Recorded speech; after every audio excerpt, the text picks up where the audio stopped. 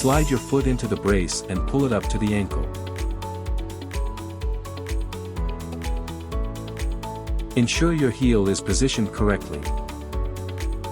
Make sure the strap is oriented as shown in the video. Position your heel in the heel lock strap. Wrap one end of the strap diagonally across your instep and slightly upward to your ankle. Secure the other end of the strap. Lastly, make sure the heel lock strap covers the heel, and the X strap crosses the top of your foot with moderate compression.